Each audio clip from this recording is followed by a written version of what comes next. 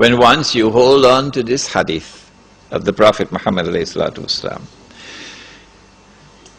On September the 11th, the United States was attacked.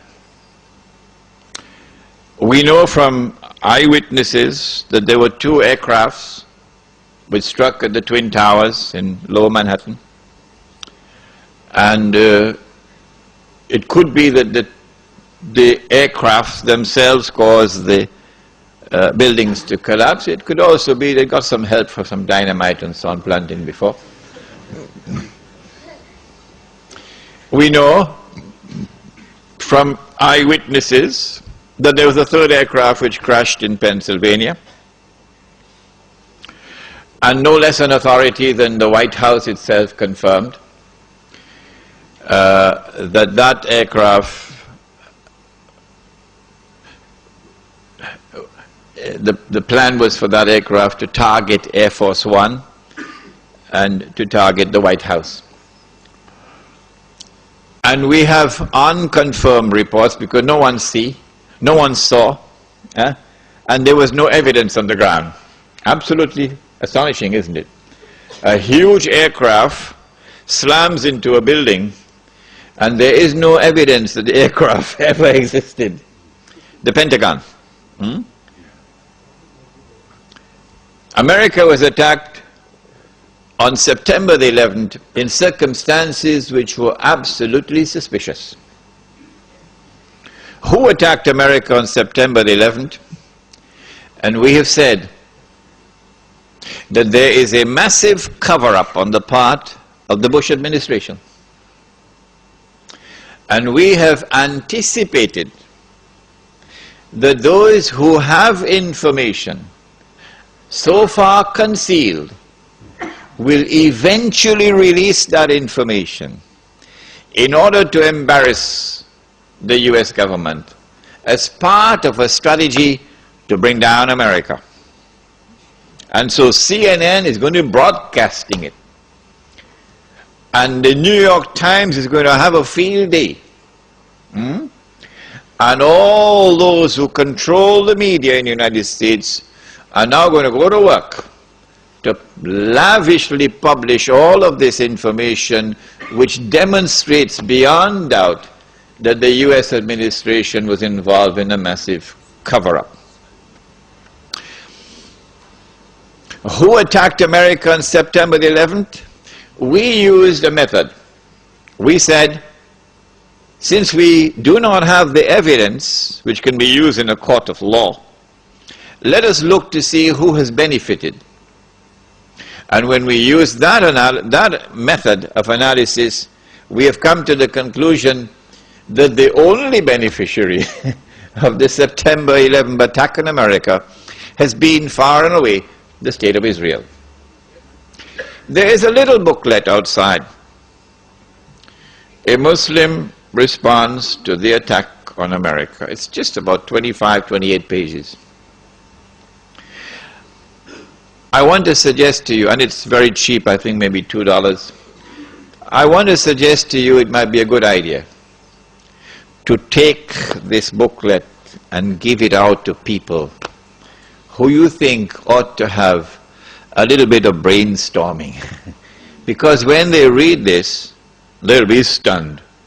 They won't get this in their newspapers and from the mainstream media in this country. But when they read this, I think they're going to have, for some of them, an intellectual wake-up call. So that booklet is downstairs. We said that those who attacked America, therefore, must have at their core the Israeli Mossad. And they must have benefit and help from many others within the United States, within the administration, even from within the White House. When we look at their strategy, we see that they put on board the aircraft a large number of Saudis. Sounds suspicious. Why so many Saudis? And these are not Saudis who are well known for their Islamic fervor for being what they call militants. No, these are middle of the road, normal Saudis who drive BMWs. Huh? People who attended American universities, for example.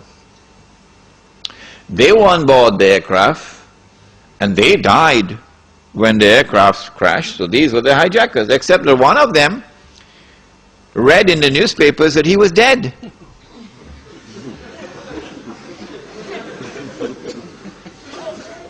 So he went to the Saudi government and he said to the Saudi government, "It seems to me as though I'm alive."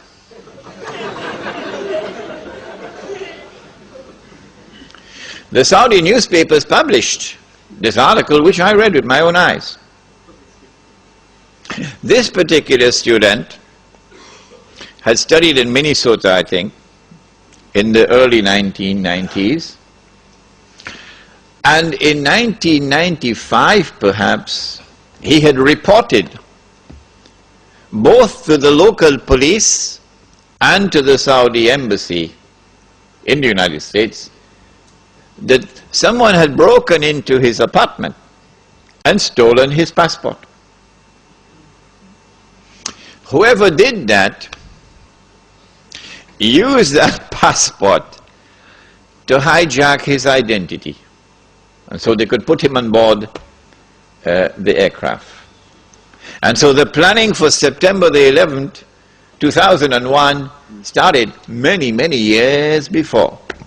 Which reminds me, I must tell you that when I arrived in New York in April 1991, through Allah's leave and kindness, within a matter of 6 months in New York, I had already been pushed to a very high profile position.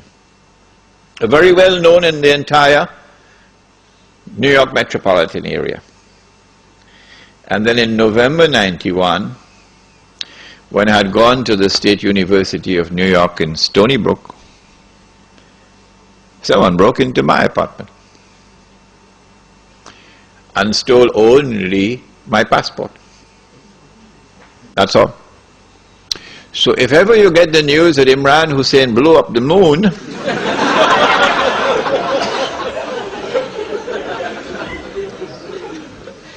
you'll understand the background. They're holding it. They have not as yet used it. But the more I talk about it, the less likely that they can use it. My passport, therefore my identity.